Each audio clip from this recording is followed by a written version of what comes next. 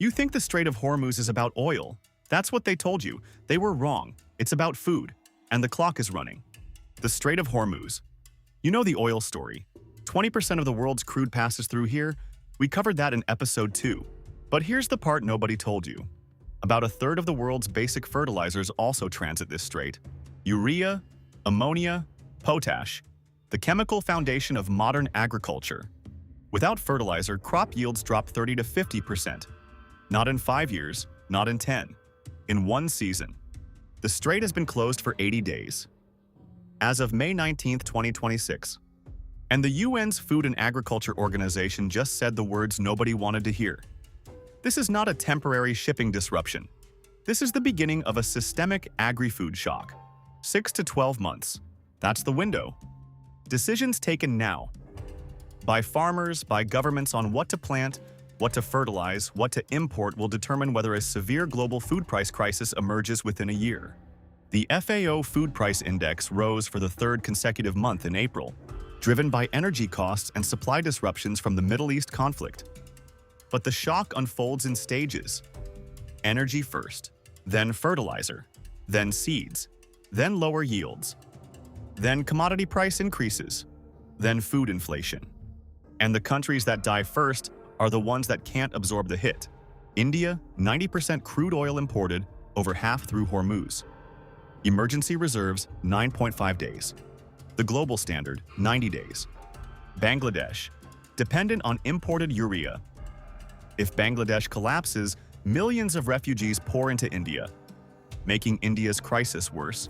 Southeast Asia, Malaysia contemplating snap elections because subsidy costs are unsustainable. Philippines, distracted by domestic politics, barely acknowledging the fuel crisis.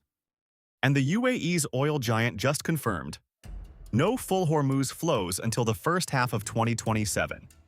Then there's El Niño. A super El Niño is expected this year. Droughts, disrupted rainfall, failed harvests.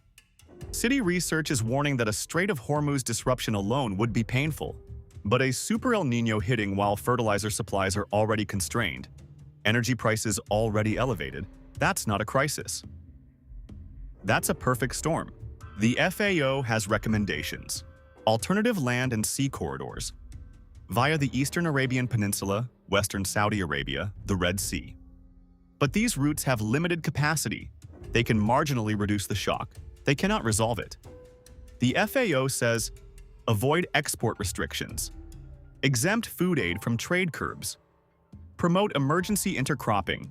Cereals with legumes to cut nitrogenous fertilizer use. But here's the problem. Every recommendation assumes cooperation. Assumes governments will prioritize global food security over domestic politics.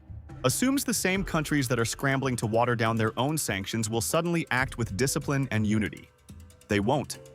This connects to everything we've covered. Episode 2, the Strait of Hormuz choke point.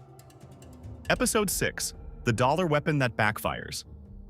Episode 12, the UK undoing its own sanctions because it can't afford them. The pattern is the same. Dependency on a supply chain you cannot control. Whether it's oil, whether it's money, whether it's fertilizer when the choke point closes, every weapon you built becomes a liability. This is the story the headlines aren't telling. Subscribe, because when the food runs out, the geopolitics change faster than anyone expects. 34% of the world's fertilizer, one strait, closed for 80 days, no full flows until 2027. 1.96 billion people in Southern Asia with 81 days of reserves. A super El Niño on the horizon. The UN says 6 months. The window is closing. You think the Strait of Hormuz is about oil. It was. Now it's about whether the world can eat. And the people who understand that are the ones who will survive what comes next.